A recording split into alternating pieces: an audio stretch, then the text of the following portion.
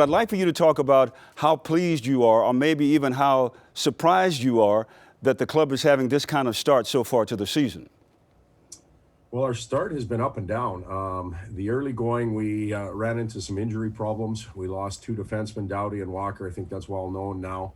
And that really hit our team hard. We weren't sure how to respond.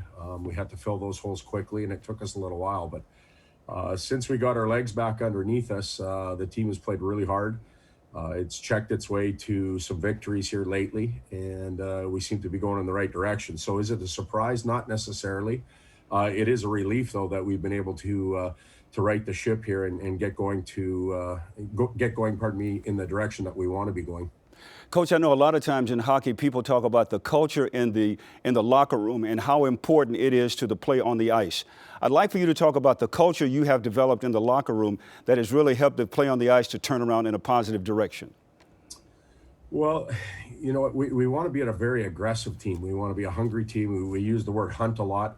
And the players that we've added to the team this year, Deneau, Edler, Arvidsson, some of the kids from the minors have all brought that with their identity, and we've meshed it well with the players that have been here before. But the players themselves, the leadership that we have with Kopitar, Quick, Brown, and Dowdy, the remaining Cup members, they still do a tremendous job of maintaining the culture that's been laid here many years ago. And the younger players, or the new players, as I mentioned earlier, they fit right in, and they've just cultivated it a little bit more, and everybody seems to be pulling the same direction. So at this point, it's full steam ahead. I know you are very disappointed because you don't have Drew Doughty with you right now. But how have the younger players stepped up in his absence? Done a very good job, and it's by committee. It's not necessarily always the younger ones. Alex Edler, who's up into his deep 30s right now, is playing tremendous, as well as a guy like Cale Clegg, who spent most of the season last year in the minors. Two young players, and Toby Bjornfoot and Mikey Anderson. They've all taken more minutes on. They've all played bigger roles. But the majority of the back end work, the six defensemen on a nightly basis, have all contributed to filling the hole. I don't think you can replace Drew Doughty with one individual, and the six of them have done a very good job.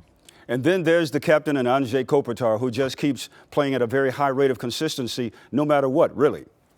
Yeah, he's been tremendous, producing more offensively this year than he has in the past few years, although it's always been there. I think the addition of Philip Deneau alleviates some of the defensive pressure and the higher, heavier minutes for him, but done a really, really good job offensively and maintained his checking ability. So he continues to lead, and when you've got a guy like that out front, it's fairly easy to follow. Now, you know, Coach, he is a good golfer, so don't let him hustle, you know. I know from experience he can play golf. Andrzej can. Well, it sounds like you found out the hard way, but he's definitely got good hands on the ice and good hands on the green, I hear. Oh, yeah, you can believe that. That's for sure. Coach, in the city of Los Angeles, which I say is the sports capital of the world, there's every kind of sport imaginable that's here in our area. With that in mind, does that create any additional pressure on you and the Kings to perform because you want to get your share of the attention? Well, there's a few answers to that question. One, we have a tremendous and loyal hockey fan base here in Los Angeles. It's amazing now that people can come back into the arena to see all the familiar faces there again, and the noise and the action that's there.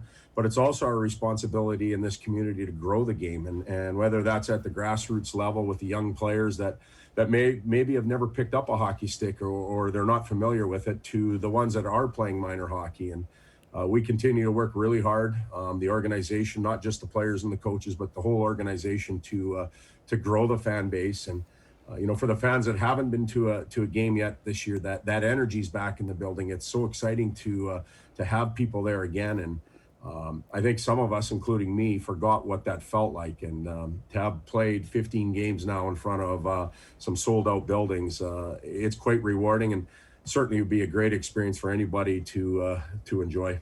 Coach, I'd like for you to talk about the fans, the energy in the building, and how that helps you and your club. Well, you can feel it as soon as you get there. Completely different than last year when the building was closed, just the players and the officials, and that's basically it.